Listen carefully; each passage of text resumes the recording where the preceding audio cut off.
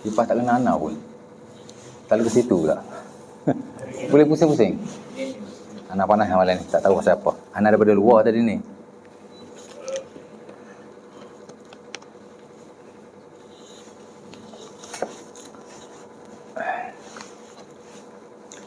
Assalamualaikum warahmatullahi wabarakatuh. Innal hamdalillah nahmaduhu wa nasta'inuhu wa nastaghfiruh. Wa na'udzu billahi min syururi anfusina wa min sayyiati a'malina may yahdihillahu fala mudilla lahu wa may yudlil fala hadiya lahu. Asyhadu an la ilaha illallah wahdahu la syarika lahu wa asyhadu anna Muhammadan 'abduhu wa rasuluh. Rabbana zidna ilma warzuqna fahma wa taqabbal minna innaka antas samiul alim. Walakal hamdu ya rabbal alamin. Syukur kepada Allah Subhanahu wa taala kerana pada malam ini dapat sama-sama kita berkumpul untuk kita mulakan pengajian kita kali pertama lah ya. Walaupun saya dah hadir pada bulan yang lepas, tapi banyak sembang kosong lah. Malam ni baru kita akan mulakan pengajian kita lah ya. Di mana semalam kot ya, semalam pengurusi minta dengan saya nak mengajar apa. Jadi saya tanyalah, dia kata nak ajar apa-apa yang hubung kait dengan sunnah lah ya. Jadi saya pilih dah buku ini. Dan saya dah hantar lah ya pada abang. Nama lupa, saya pun dah kenal lama pun nama tak ingat lagi. Siapa? James. Oh, Jamal. Betul, Jamal. Lupa abang Jamal. Kawan lama ni. Saya dah mengajar Musahadah tu dah 8 tahun dah kot. Saya mengajar lagi situ. Semalam hari Rabu saya mengajar situ lagi. Antara suara yang lama lah ya. Baik. Jadi saya dah hantarlah buku ni kepada beliau dan saya harap dikongsikan lah ya dalam WhatsApp. Dan biar ada dalam handphone masing-masing ya. Dalam handphone kita ni biar ada buku-buku yang baik ya, yang boleh kita baca anytime. Buku yang kita ada kat luar ni okey juga, tapi bukan kita boleh bawa ke sana kemari. Kan? Saya dulu tuan-tuan dah jadi rutin daripada zaman kecil, zaman sekolah menengah, zaman universiti, mana-mana saya pergi, saya takkan pergi melainkan saya bawa buku. Pasti ada buku. Dan kebiasaan saya suka bawa buku Riyadhus Shalihin Al-Imam An-Nawawi rahimahullah. Sebab tu bukan nak kata reti sangat kita tu, tapi kita kata dah lumak jugalah ya. Kan? Pasal duk baca di samping buku lain lah ya. Tapi sekarang pasal dah ada PDF, boleh download, ada dalam handphone. Jadi kat luar pun ada. Dan saya mengajar pun memang saya kebiasaannya saya akan ajar yang ada PDF ya. Kat tempat-tempat lain pun lah ya. Hatta kalau nota saya sendiri pun, biasa saya ajar fiqh ibadah dan fiqh muamalah, memang saya pakai nota saya sendiri dan ada PDF dan saya sharekan. Jadi mudahlah orang nak rujuk. Jadi hak ni pun samalah. Tapi ada PDF pun saya print juga hak mana saya mengajar tu. Bukan PDF saja. Kan mengajar ada handphone kecil, handphone dah lah kecil kan. Dulu pakai laptop, susah pakai laptop nak buka lah apa lah kan. Jadi print senang lah ya. Sampai ada dalam buku, ada yang printed ya. Baik, jadi saya pilih buku inilah ya. Di mana buku ni saya tak mengajar di mana-mana pun. Tapi saya sering baca jugalah ya. Kerana di internet memang ada satu laman web yang yang memuatkan buku-buku agama yang telah diterjemahkan ke dalam bahasa Indonesia. Ya. www.pdf.com. Penuh dalam tu. Banyaklah. Dan ada banyak tesis-tesis, banyak dalam tu. Saya sejak daripada dulu, kalau saya nak rujuk apa-apa bab dalam apa-apa ilmu, bukan agama saja, saya nak baca pasal apa? Pasal ekonomi, download je buku ekonomi. Ada bahasa Melayu, ada bahasa Inggeris bahkan. Saya nak baca tentang psikologi, download saja. Sosiologi, download saja. Ya. Saya nak belajar kamus bahasa Inggeris, ada hundreds of dictionary. dalam web berkenaan. Amat mudah sekali. Baik. Jadi kita akan baca buku ini. Buku ni dia bukanlah orang kata macam buku fiqh ibadat atau fiqh muamalah, bukan juga buku hadis, tapi dia buku yang memuatkan amalan-amalan yang ada hubung kait dengan sunnah Rasulullah SAW secara umum sehari semalam. Saya ada juga baca buku Sunnah Rasulullah dan Amalan Muslim Sehari Semalam yang dikarang oleh Syekh Khalid juga, tapi Syekh Khalid apa tu? Saya tak ingat nama dia penuh. Tapi telah diterjemahkan oleh Dr. Syahril bin Jasaf ke dalam bahasa Melayu. Ada dua tempat saya mengajar buku berkenaan. Satu di Surau Titi Daerah Shah Alam, dah 5 tahun dah, dan satu lagi di Surau Bukit Ramaputra, Surau Al-Hijrah. Saya pakai, dia sama je, sunnah sehari semalam, tapi yang tu dia agak detail lah ya. Dan dia dalam bentuk buku, tak ada PDF, dia dalam bentuk buku sahaja. Baik, buku ni dikarang oleh Syekh Khalid Al-Husainain.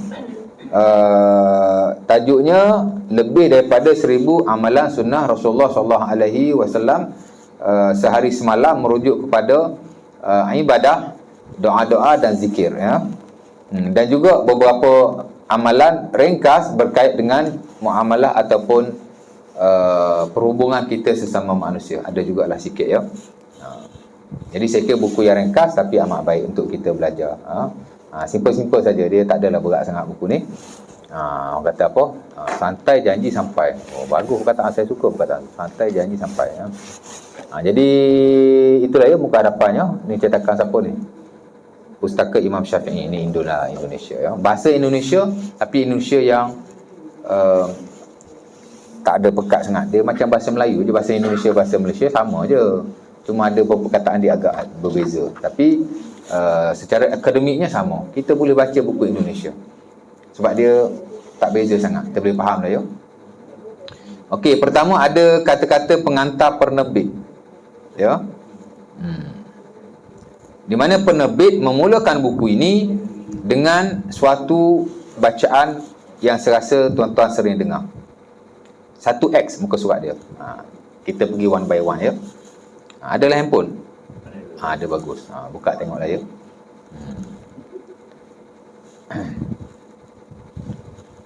Innal hamdalillah nahmaduhu wa nasta'inuhu wa nastaghfiruhu wa na'udzu billahi min shururi anfusina wa min sayyiati a'malina may yahdihillahu fala mudhillalah wa may yudlil fala hadiyalah. Wa asyhadu an la ilaha illallah wahdahu la syarikalah wa asyhadu anna Muhammadan abduhu wa rasuluh. Ada sambungan lagi di belakang. Pernah dengar? Have you heard that these words? Mak Salih kata kan. Dah pernah dengar perkataan ni? Of course lah, pasal ustaz selalu baca. Saya takkan mengajar, melainkan saya akan baca mukaddimah ini.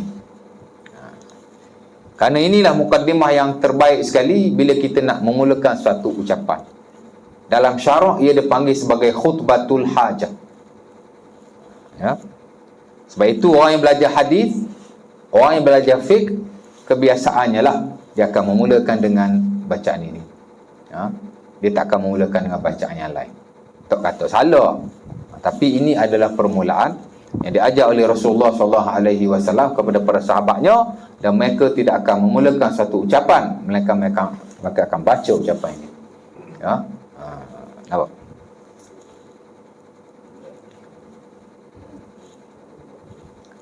Dan sejarah ucapan ni tuan-tuan, dia mempunyai kisah yang amat menarik sekali. Ya. Ucapan ni sebenarnya diriwayatkan oleh Al-Imam Muslim rahimahullah daripada Ibnu Mas'ud. Ya. Dan ia diberi nama sebagai khutbatul hajah. Khutbatul hajah, khutbah hajat. Maksudnya kita nak mulakan satu ucapan, kita baca khutbah ini. Dan Nabi SAW pun masa bagi khutbah, ada riwayat Nabi juga memulakan dengan bacaan ini. Ya. Di sebalik Ucapan ini dia ada kisah yang amat baik sekali. Ya. Yang diriwayatkan dalam Sahih Muslim, dalam Musnad Ahmad pun ada, ya. Dan mungkin ada lagi dalam buku-buku sunnah yang lain. Ya. Di mana ada seorang tok bomo yang berada di luar Mekah. Ya.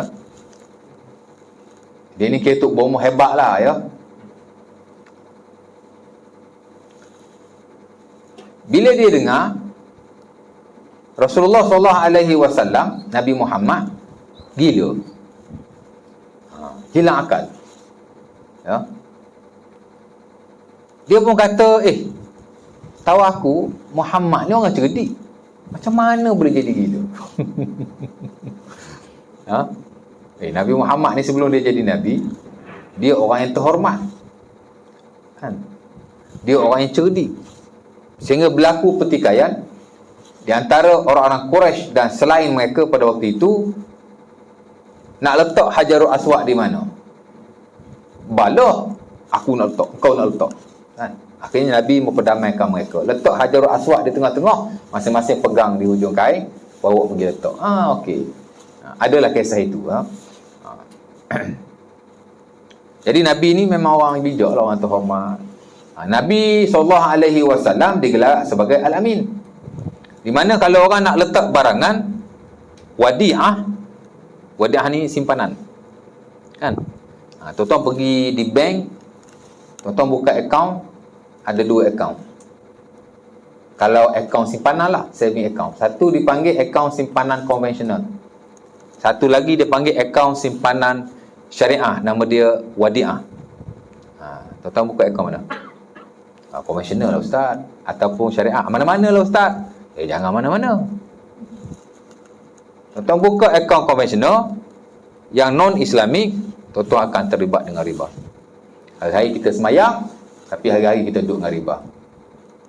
Dosa mencuri, orang tahu dia mencuri, dan kita boleh rasa. Kalau kita curi, mungkin kita akan rasa tak sedap, rasa takut, kan? Dapat tangkap dia orang di mandi jenazah, nanya pula.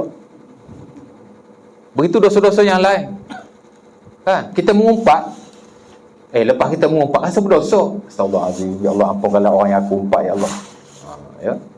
Bila kita mengumpat seseorang, kita kena minta ampun dengan dia, kan? Tapi nak minta ampun dia payah juga. Sebelum kita nak minta ampun dengan dia, minta Allah Ta'ala ampunkan dia dulu. Ada juga hadis tapi tidak sahih. Bila kita sebut satu yang tak baik pada seseorang, kita minta lah pada Allah supaya Allah Ta'ala mengampunkannya. Tapi tak lepas kena minta ampun dengan dia, kan? Kita kadang mengumpat suka juga. Saya pun sama je, kan? Ustaz ni bagus sangat, tak ada. Tapi lepas mengumpat rasa berdosa, ya Allah, dosa aku, kan? Ya?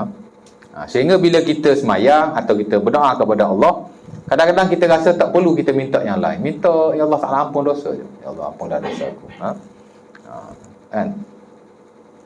Asal dosa banyak, kan? Takut-takut ibadah kita buat, pahala tu tak boleh nak cover dosa yang kita lakukan. Banyak dosa kita ni. Tapi kita rasa, tuan. Tapi dosa riba tak rasa, kan? Dah tak dapat untung apa-apa, tak rasa pula tu. Pasal apa saya kata riba? Tuan-tuan simpan duit di konvensional, duit tu dia akan gunakan di tempat-tempat yang tidak patuh syariah. Boleh jadi dia akan bagi duit tuan-tuan pinjaman kepada siapa-siapalah yang tidak patuh syariah, kan?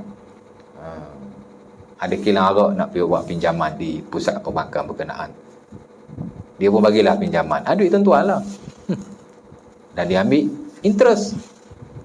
Tuan-tuan tak dapat untung apa pun. Mungkin setahun tuan-tuan dapatlah dividen tu 1.2%, tapi lebih kurang 1%, 1% lebih, kadang-kadang kurang daripada 1%. Dia tak menjanjikan ulangan yang banyak, pasal simpanan bukan pelaburan. Dosa sama-sama tanggung. Nabi kata orang yang makan riba, orang yang tulis riba, orang yang jadi saksi riba, dan orang yang beri makan riba, kita lah tu. Kita tak makan riba, kita bagi orang makan riba dengan duit kita. Kulluhum sawa, sama saja Nabi kata. Hadis Abi Daud daripada Jabir radhiyallahu taala anhu. Jadi kita tak makan riba, kita bagi orang makan riba, dosa sama. Tak rasa, kan? Esok-esok kita tengok dosa riba banyak pada orang lain lagi, naiknya gitu. Sebab tu elakkan, ya. Simpan dalam akaun yang syariah wadiah, ya. Sama je Ustaz? Tak sama. Tak sama. Ya. Dana kita akan dipelihara oleh syariah, ya. Dia tak akan bagi kepada benda-benda lain yang mengepek-epek, yang bercanggah dengan syarak, ya.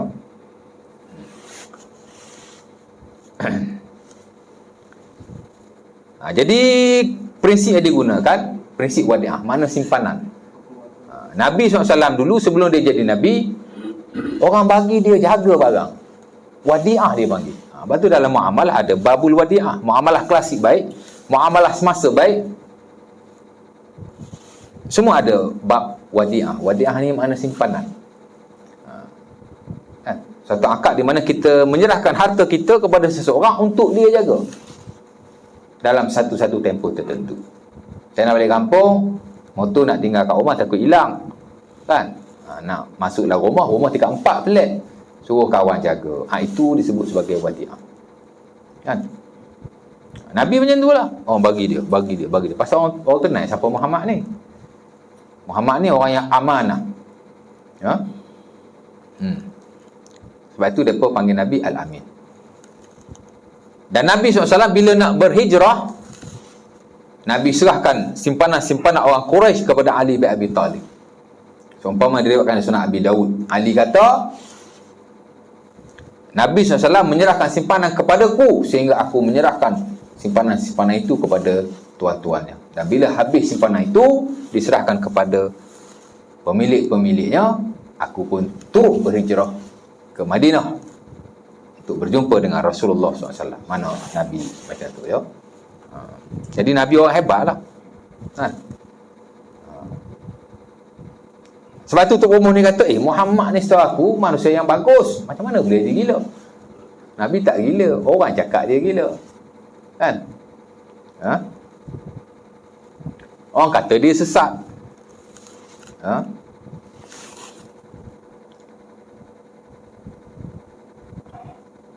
Orang kata macam-macam lah kat Rasulullah ni, tuduhan, kan? Jadi dia dengar, aku nak pergi berubat, kata Muhammad ni. Dia kata, mau. Dia pun pergi. Pergi. Ni saya tak baca lah matan dia, saya beritahu kisah secara am saja. Matan tu pun saya dah lupa. Dulu hafal, kan, dah tak guna, kan. Jadi tapi kisah dia begitulah dia buat. Dia jumpa Rasulullah. Dia masuk jumpa Rasulullah. Rasulullah pun baca ni. Rasulullah baca kepada dia, innal hamdalillah nahmaduhu wa nasta'inuhu wa nastaghfiruhu sampai habis. Terpegung dia. Dia kata aku tak pernah lihat. Dia kata aku tak pernah dengar satu ucapan sehebat ini. Hebat ucapan ni, tuan. Orang yang tahu bahasa Arab, this is the best speech. Inilah speech terbaik. Bahasa dia tu, bagus. Puji Allah ni, kan? Bahasa dia tu, isi kandungan dia, of course lah, ada puji Allah, ada minta ampun, tapi susunan atur satu persatu, hebat. Jadi dia kata, bila dibaca zikir ini, ucapan ini kepada Rasulullah, oleh Rasulullah, dia kata aku tak pernah dengar ucapan sehebat ini. Terpegung dia. Lalu dia masuk Islam. Patut-patut dia nak pergi berubat Rasulullah. Akhirnya dia kena berubat. Dia jumpa Nabi-Nabi ni tak gila rupanya, lagi cerdik daripada dulu. Akhirnya dia masuk Islam. Itulah cerita dia. Dia satu permulaan untuk satu ucapan yang amat baik sekali, ya. Tapi hari ni kalau orang baca ucapan ini, nak kenal orang tu Wahabi tak Wahabi, dia baca ucapan ini, dia jadi lagu tu pula, kan? Kalau nak mulakan satu ucapan, mari sama-sama kita mulakan pengajian kita dengan Al-Fatihah, ataupun marilah sama-sama kita baca surah sekian-sekian. Kita hadiah kat Nabi, kita hadiah kat ni. Kalau lagu tu ahli sunnah. Tapi kalau mula dengan bacaan ini, nak kenal ni Wahabi dah ni, Masya Allah.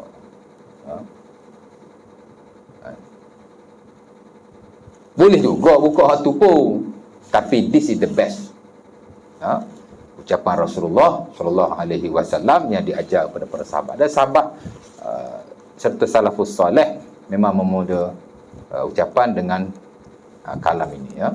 Kita baca juga ni, tapi ketika pernikahan. Sebenarnya dia bukan hanya untuk pernikahan. All the time. Ya.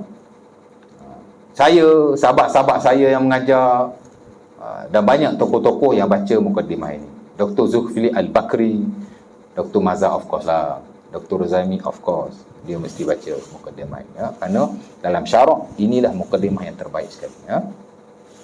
Pertama, memuji Allah. Innal hamdalillah nahmaduhu wa nasta'inuhu wa nastaghfiruhu.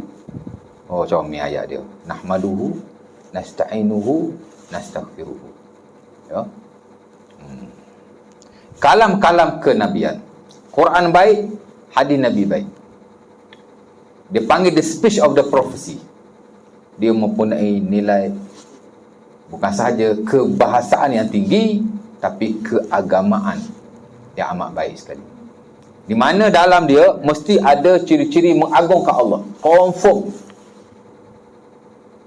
Kerana Allah Subhanahu Wa Taala bukan sahaja suka namanya disebut, tapi Allah Taala lebih-lebih suka jika dia diagung-agungkan, dipuji-pujikan, disuci-sucikan, dibesar-besarkan. Ha? Sebab itu kesemua zikir-zikir syarak mempunyai nilai dan maksud ini. Semua ada. Kan? Kita nak semayang, Allah aja. Allah. Pernah tuan-tuan semayang macam tu? Ataupun siapa-siapa saja? Pernah? Tak pernah kan? Allahu Akbar. Allah Maha Besar. Membesarkan Allah Subhanahu Wa Taala. Ya. Kan? Rokok pun sama, sujud pun sama. Semua nilai-nilai yang ada, semua mengagungkan dan membesarkan Allah, ya. Semakin kita mengagungkan Allah, semakin baik. Semakin kita membesarkan Allah, semakin disukai olehnya. Semakin kita mensucikannya, ya. Sebab itu Nabi SAW ajar zikirlah secara khususnya, ya. Ada yang pendek, ada yang pertengahan panjang, ada yang panjang, tapi kesemuanya mengagungkan dan memuji Allah Subhanahu Wa Taala, ya. Nabi bangun tengah malam, Nabi puji Allah. Tapi zikir qiyamul lail agak panjang berbanding zikir-zikir yang lain. Kerana malam adalah waktu munajat. Nanti adalah dalam buku ini, ya. Adapun dalam waktu-waktu yang lain, zikir-zikirnya amat simple, ya. Tapi kalau tengah malam dia agak panjang lah, ya. Baik, balik pada yang tadi, ya. Begitulah keadaannya. Sebab itu kita lihat, bila tuan-tuan belajar akidah, ya, dalam hari kiamat ada satu bab yang kita panggil sebagai babus syafa'ah, bab syafaat. Dia panggil the chapter of the prophet's favor, bab di mana Rasulullah SAW membantu umatnya. Babus syafa'ah, bab syafaat. Syafaat ni makna bantu, makna tolong, ya. Macam mana Rasulullah membantu dan beri syafaat kepada umatnya? Bagi syafaat itu je. Dah. Kan? Ya. Ada belajar akidah sini? Ada akidah? Ada subjek akidah? Akidah ni English term dipanggil teologi. Ada subjek teologi, subjek akidah? Ada tak? Tengok jadual, tanya akidah tengok jadual. Mana jadual dia? Tak ada? Tak nampak mata anak ni. Kabur. Belum ada lagi? Kenalah ada subjek akidah satu. Tak ada lagi lah. Lepas ni cari seorang ustaz, ajar akidah. Tapi cakap dengan ustaz tu, akidah yang berasaskan kepada rukun iman. Mana belajar tentang percaya kepada Allah. Belajar pula tentang percaya kepada malaikat. Belajar tentang percaya kepada kitab. Belajar pula berkaitan dengan rasul-rasul, al-imanu bir rusul. Baca pula percaya pada hari kiamat, belajar pula tu, dan belajar tentang qada dan qadar. tu package kepada ilmu akidah. Belajar akidah berasaskan pada rukun iman, baru jumpa bab syafaat. Kalau belajar bab sifat 20 daripada awal sampai habis takkan jumpa. Ya. Sebab tu saya bukan anti sifat 20, boleh belajar. Itu hanya satu part daripada keimanan. Itulah beriman kepada Allah. Beriman kepada Allah ni ada beriman pada sifat-sifatnya, beriman kepada nama-namanya, beriman kepada perbuatannya. Ya. Tapi hak lain tu penting juga. Dalam bab beriman kepada hari kiamat, ada banyak buku-buku dalam market yang membahaskan akidah based on, dipanggil faith pillars, rukun iman. Ya, satu-satu. Dalam bab syafaat tu baru kita jumpa. Ya. Satu hadis yang panjang, hadis itu dipanggil sebagai hadisul maut. Hadis ni manusia berkumpul beramai-ramai dan Rasulullah mula memberi syafaat kepada umatnya. Kan? Ada 3 atau 4 kali atau 5 kali Nabi bagi syafaat. Nabi memberi syafaat kepada umatnya dengan cara bagi dia sujud. Ya. Sujud sekali, tengok ada lagi umat dia yang akan masuk neraka. Sujud lagi, selamat sebahagian, tapi masih ada. Sujud lagi, ada lagi. Sujud lagi. Ya, ingat Nabi syafaat sekali masuk syurga semua ke? Tak. Nabi sujud berkali-kali meminta syafaat kepada Allah untuk umatnya. Satu sampai 4 atau 5 kali. Ya. Ada riwayat sahih Sahih Bukhari dan Muslim bila beliau syafaat lah. Ya. Okey, apa Nabi baca dalam sujud?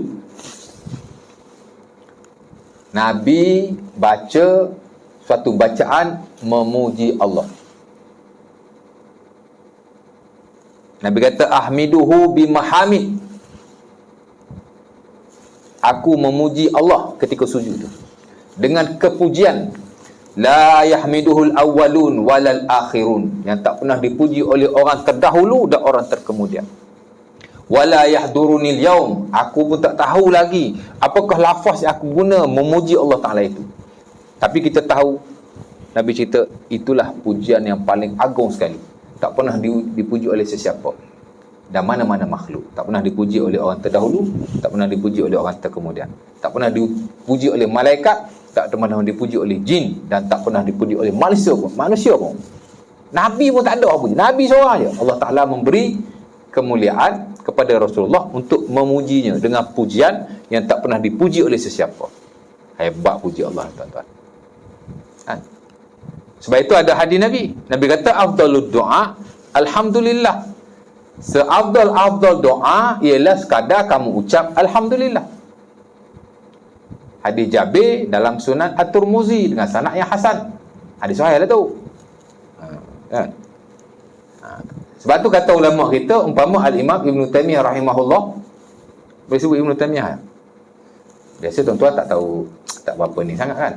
Tapi ada seorang orang dia anti Ibn Taymiyah ni, boleh sebut Ibn Taymiyah? Tak boleh. He one of the scholars. Saya tak ada masalah langsung dengan beliau, sebab kami di universiti, dia salah seorang ulama juga, tak ada isu. Tapi macam tadilah, bila sebut Ibn Taymiyah, nak cam Ustaz Wahabi ni sebut Ibn Taymiyah, Wahabi dah tu. How narrow your mind, saya kata, betapa sempitnya fikiran kamu. Tak ada masalah sama sekali. Ya. Adalah pendapat beliau yang kita tak sealiran, tapi tidaklah. Dia kata zahir hadis ni ialah bila kita kata alhamdulillah, sudah cukup untuk dia menjadi doa dan seumpama yang disebut oleh Rasulullah. Nabi kata sa'afdal doa ialah alhamdulillah. Maksudnya jika kita ada satu keperluan kepada Allah, kita kata alhamdulillah, alhamdulillah, alhamdulillah sebagai satu doa. Zikir itu bukan hanya puji Allah, tapi dia boleh berfungsi sebagai doa. Kalau ikut zahir hadis ni, maka dia kata sudah memadai. Malah itulah sa'afdal doa. Dia bergantung kepada literal meaning of the text. Mana zahir text itulah ya. Walaupun sebagian ulama yang kata bukan doa, maknanya kita memulai permintaan kita dengan bacaan alhamdulillah. Sebab ada hadis yang lain, Nabi kata bila kamu nak doa, kamu kena puji Allah, kamu kena selawat pada Nabi. Hadis Fudhalah bin Ubaid dan Sunan Abi Daud. Boleh juga kita nak puji, kita nak minta doa kepada Allah, puji Allah Ta'ala dulu, ataupun boleh juga kita sekadar berkata alhamdulillah. Kita sebut alhamdulillah, hati kita minta dengan Allah, ya Allah, sekian. Boleh juga diamalkan. Nak cerita begitulah ya. Puji Allah, mensucikannya. Ya. Sebab tu kalau berzikir jangan sekadar Allah, Allah, Allah, Allah. Sebut nama Allah begitu. Walaupun ulama khilaf. Ada yang kata harus, ada yang kata tidak harus. Tak ada puji Allah, tak ada mensucikan Allah. Ya. Lebih teruk lagi, dia kata itulah zikir yang terabdur sekali. Lepas tu dia potong sana, potong sini, kan? Dia potong lam tengah-tengah, dia jadi hu pula. Dia potong jadi pula. Sekarang ni ada zikir pula. Macam-macam zikir. Kita belajar kitab zikir Manawi tak ada pun, kan? Tapi dia pun ada dalil juga, daripada Quran dia ambil sana ambil sini, ya. Orang sesat ataupun aliran yang menyeleweng semua ada dalil. Ada dalil tak sebenarnya betul, ya. Kena tengok praktikal Rasulullah lah macam mana. Itu saja. Baik, jadi puji Allah all the time. Apa-apa puji Allah, kan? Sebab tu kalau kita lihat kesemua zikir Rasulullah dipenuhi dengan puji-pujian kepada Allah. Pasal itulah asas kepada keabdian lah kita dengan Allah, ketuhanan Allah dan keabdian kita selaku hamba, ya. Jadi antara kehebatan ucapan ini juga ialah kerana dia dimulai dengan memuji Allah. Bahkan Allah sendiri memulakan kitabnya dengan memujinya. Betul tak? Apa surah pertama dalam Quran? Al-Fatihah. Apa pertama ayat dalam surah Al-Fatihah? Alhamdulillah. Walaupun ada setengah ulama kata ayat pertama Bismillahirrahmanirrahim. Umpama yang distandardkan dalam mazhab Syafi'i, dia kata ayat pertama ialah Bismillahirrahmanirrahim. Alhamdulillah ayat kedua. Tapi sebagian ulama dia kata Bismillah tu bukan daripada Al-Fatihah. Ayat pertama ialah Alhamdulillahirrabbilalamin. Umpama yang standard dalam mazhab Maliki, Al-Imam Malik rahimahullah, dia tak kata Bismillah daripada Al-Fatihah, ya. Walaupun dia pun baca juga, tapi dia pun baca sir, baca perlahan je, Bismillahirrahmanirrahim. Itu pun sama juga. Nak kenal Wahabi, baca Bismillah perlahan. Wahabi lah tu, tak ada kena-mengenanya, kan? Maknanya baca perlahan ke baca kuat sama saja. Ada sebagai ulama kata baca perlahan because dia tak anggap ini daripada Al-Fatihah. Ada sebagai ulama kata ini daripada Al-Fatihah, lantas dibaca dengan kuat. Imam Syafi'i fatwa lama dia kata baca perlahan, fatwa baru dia kata baca kuat, ya? Jadi yang kata baca kuat tu Bismillah tu daripada ayat Al-Fatihah lah, ya. Dia mulai dengan Alhamdulillah ayat kedua. Tapi sebagai ulama kata ayat pertama ialah Alhamdulillah. Jadi Allah Ta'ala memuji dirinya permulaan sekali dalam kitabnya. Dan itu antara salah satu kehebatan Al-Quran. Sebab Allah Ta'ala suka dipuji. Dalam Quran banyak Allah Ta'ala memuji dirinya. Allah saja yang boleh puji diri sendiri, manusia tak boleh, ya. Siapa-siapa yang memuji dirinya sendiri, sama ada dia puji dalam diri dia sendiri ataupun dia puji kepada orang, wah aku bagus ya, aku bagus ya. Ada jenis macam tu, ya. Dia sudah berdosa, masuk dalam konteks riya, dalam konteks ujub, ya. Itu dia panggil syirik khafi, syirik dalaman. Main-main, ya. Allah je boleh puji diri dia, ya. Baik, jadi dia kata innal hamdalillah, segala puji bagi Allah. Nahmaduhu, kami memujinya. Segala puji bagi Allah, kami memujinya. Wa nasta'inuhu, dan kami meminta pertolongan kepadanya, ya. Memang kita tidak minta pertolongan melainkan hanya kepada Allah Subhanahu wa taala. Kita minta tolong ayah kita, minta tolong anak kita, minta tolong adik-beradik kita tu macam mana pula? Maksud kita tidak minta pertolongan hanya kepada Allah ialah pertolongan yang absolut, yang mutlak.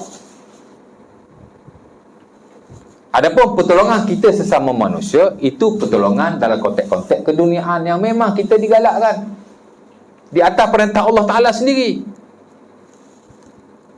kan? Di mana kata Allah wa ta'awanu 'alal birri wat taqwa wa la ta'awanu 'alal itsmi wal 'udwan. Tolong menolonglah sesama kamu dalam hal yang baik, dan jangan kamu tolong menolong dalam hal yang tidak baik, hal dosa, permusuhan, Memang kita kena saling tolong-menolong sama kita. Bahkan Nabi sebut dalam hadis Muslim daripada Abi Hurairah, wallahu fi aunil abdi maka nal abdu fi auni akhi. Sesungguhnya Allah Subhanahu wa taala akan sentiasa membantu hamba-Nya selagi mana dia membantu saudaranya yang lain. Lepas tu kita kena tolong menolong sesama kita. Ya, cakap kita mampulah, ya. Sebab Islam ni dia agama sosial, dia agama bercampur, ya. Semakin kita bercampur semakin bagus. Itu Nabi pergi gua tu, itu zaman sebelum Nabi jadi Nabi, Gua Hira. Bila Nabi dah jadi Nabi, Nabi tak pergi lagi ke gua-gua untuk bersendirian. Malah ada sahabat yang minta dengan Nabi nak pergi di satu gua bersendirian beribadah kepada Allah. Nabi kata, "La, tak ada, tak boleh. It's not allowable." Tak boleh. Ya. So, umpama yang diriwayatkan oleh Al-Imam Ibnu Jauzi daripada Abi Imamah dalam bukunya Talbisu Iblis. Ada seorang sahabat dia balik daripada peperangan, dia jumpa satu gua di tengah jalan. Oh, cantik gua ni, dia kata. Kalaulah aku beribadah di sini bersendirian, alangkah bagusnya. Dia pun balik, dia tanya Rasulullah, boleh tak aku nak bersinar dalam kubur, dalam gua ni? Nabi kata, tak boleh. Bersendirian untuk bermunajat kepada Allah pada malam hari di rumah kita. Sebab tu banyak peribadatan, pensyariatannya ialah secara berkelompok, berjemaah, kan? Jadi itu pun kita nak faham. Minta tolong tutup kipas boleh? Tadi panas, kan dah sejuk. Adem, jauh kata. Baik. Wa nasta'inuhu, kita hanya meminta pertolongan kepada Allah. Dalam hadis Al-Imam At-Tirmizi rahimahullah daripada Ibnu Abbas, kata Nabi, idza sa'alta fas'alillah, bila kamu nak minta sesuatu, mintalah daripada Allah. Idza sta'anta fasta'in billah, dan bila kamu ingin memohon sesuatu bantuan, maka mohonlah kepada Allah. Bantuan yang macam mana? Pertolongan yang macam mana? Pertolongan yang hanya layak bagi Allah lah. Pertolongan kita sama manusia, okey. Tapi ini pertolongan yang mutlak, yang mana tidak boleh diminta melainkan hanya kepada Allah. Kan? Tuan-tuan boleh minta duit dengan orang lain. Seseorang anak dia minta duit dengan mak dia, "Mak, minta duit RM10 hari ni nak buat breakfast." Kan? Contohlah, ya. Tak boleh syirik tu.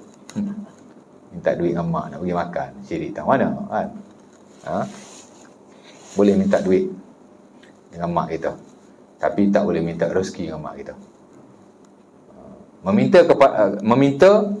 Meminta perkara yang tidak layak diminta hanya kepada Allah, itu yang maksud yang kamu minta, melainkan selain kepada Allah Subhanahu Wa Taala.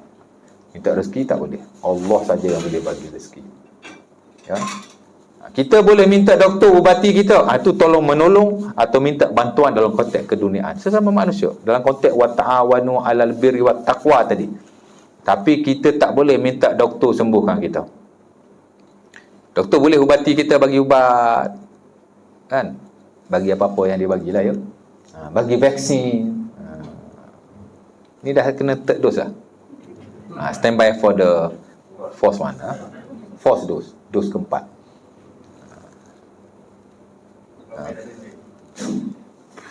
Saya kena dos ketiga tumbang. Aduh. Jadi kita bolehlah minta doktor ubati kita, rawat kita, kerana itu termasuk dalam konteks wa ta'awanu 'alal birri wat taqwa. Tapi boleh nak minta doktor sembuhkan kita? Tak boleh, sebab memberi kesembuhan hanya Allah Subhanahu Wa Taala. Doktor sembuhkanlah saya, doktor pun tak boleh sembuhkan diri dia sendiri. Dia pun sakit, awak ingat? Awak ingat pula. Tuan-tuan ingat semua doktor tu sihat ke? Tak. Kan?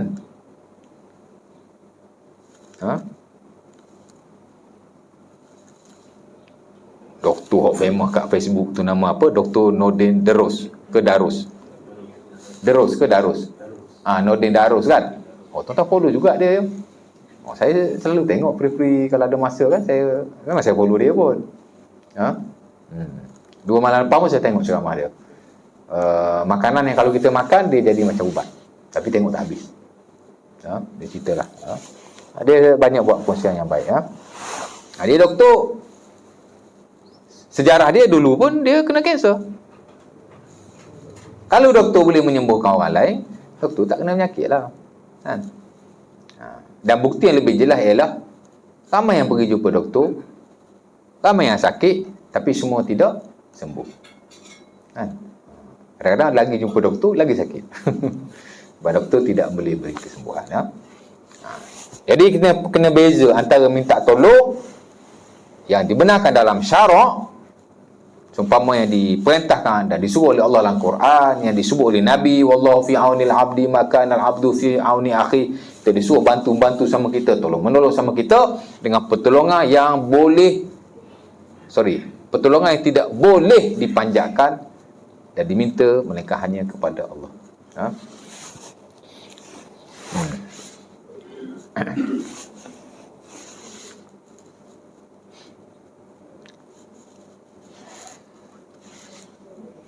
Kemudian wa nastaghfiruhu, dan kami memohon pengampunan daripada Allah.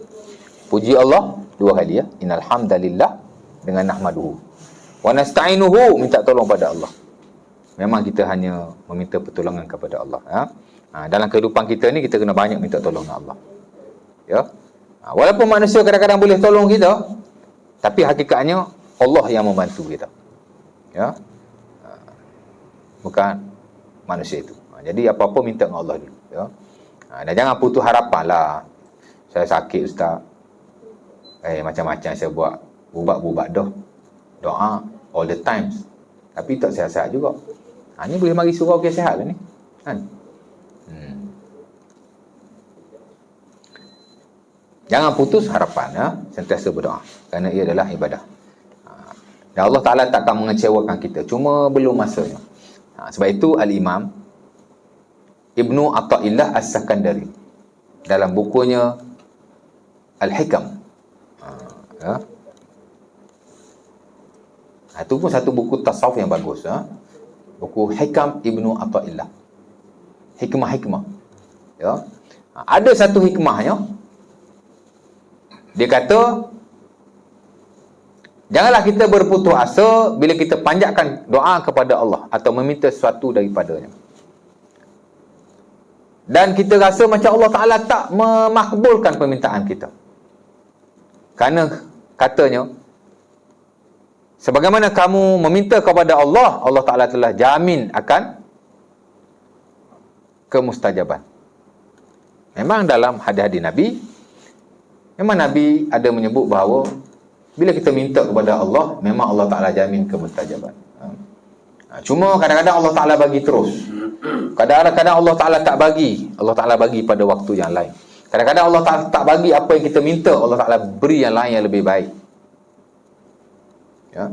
Macam Imam Ghazali sebutlah dalam Ihya Ulumuddin, kamu meminta satu benda dengan Allah, kamu rasa Allah Ta'ala tak bagi. Sedangkan ada banyak benda yang kamu tak pernah minta dengan Allah, Allah Ta'ala telah berikan kepadamu, dan itu lebih baik daripada apa yang kamu minta. Banyak benda yang tuan-tuan minta dengan Allah, Allah Ta'ala tak bagi.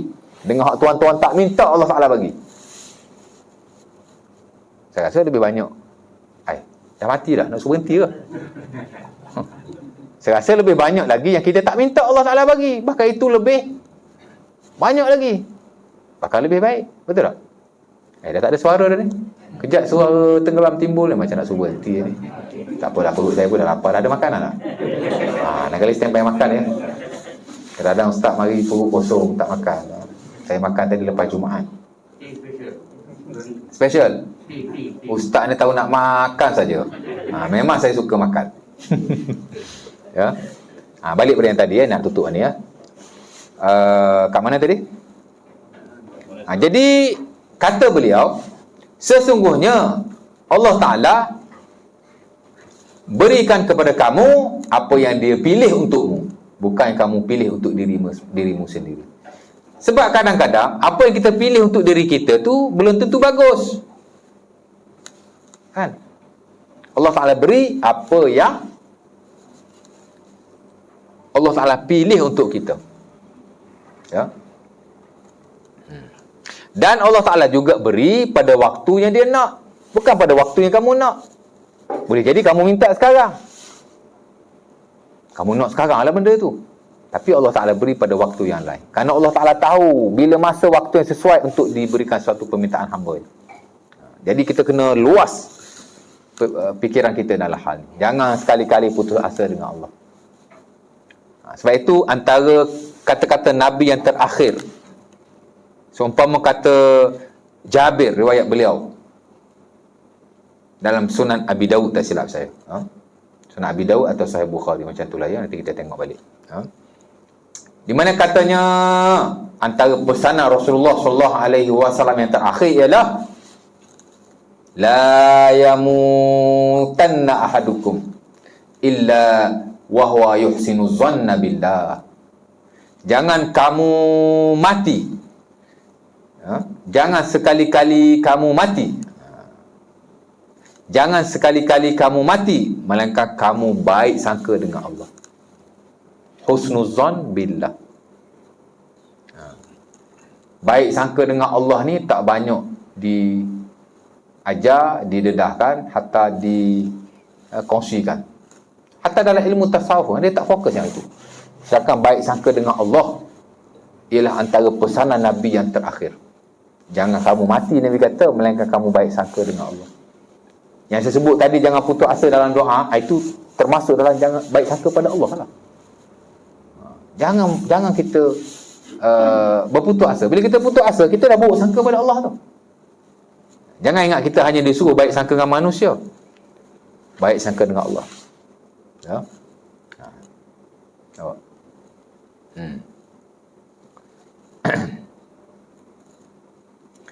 Jadi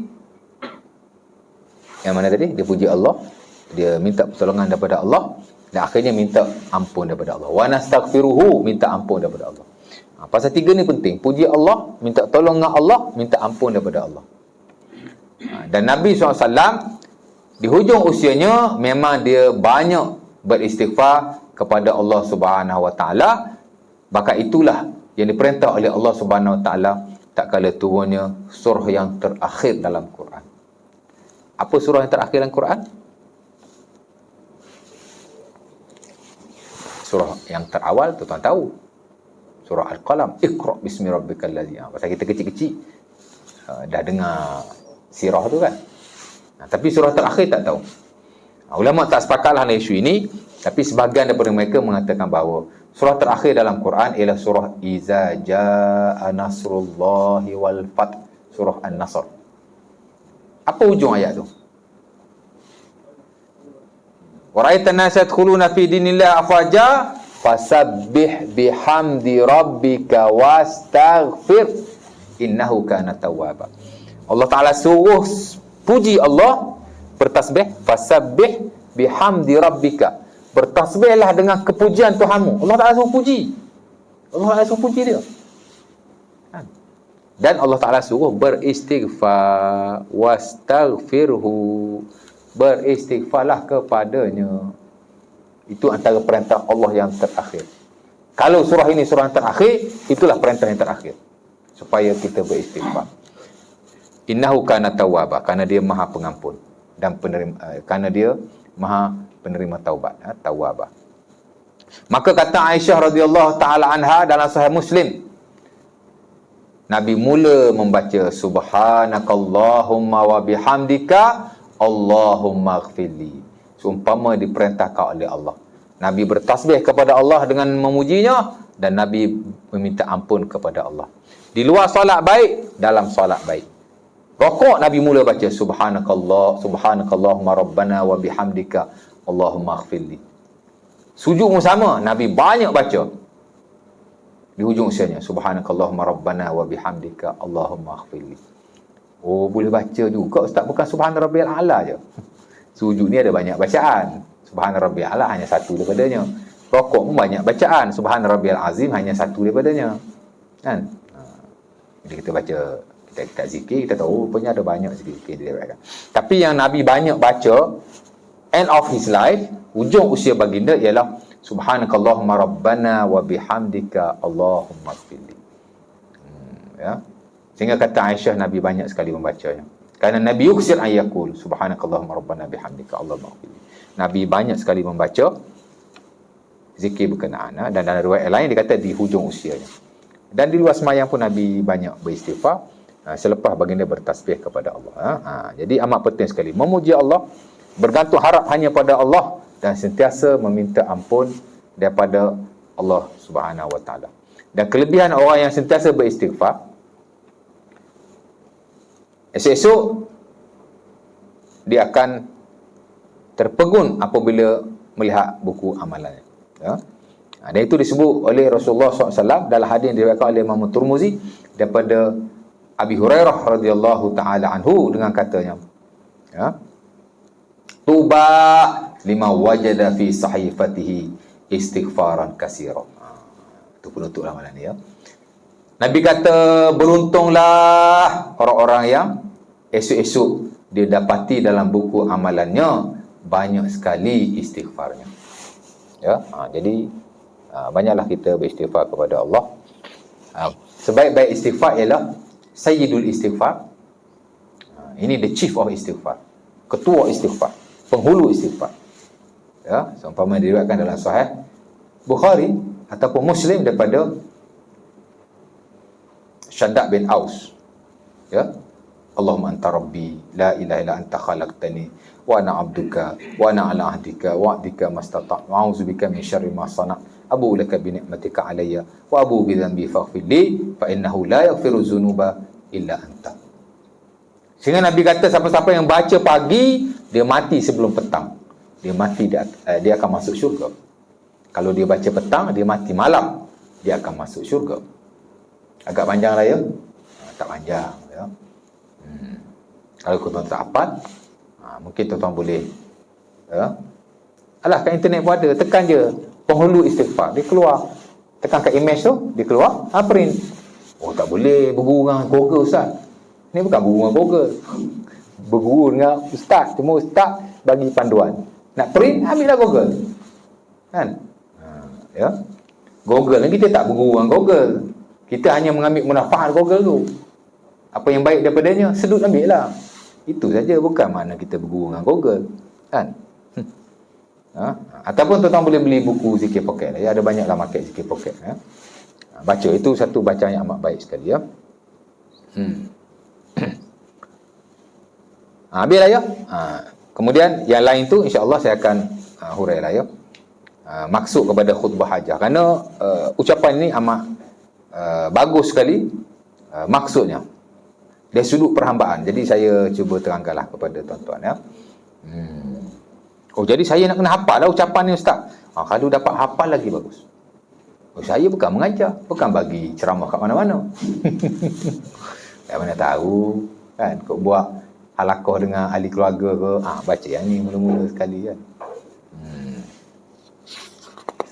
InsyaAllah ta'ala. Jadi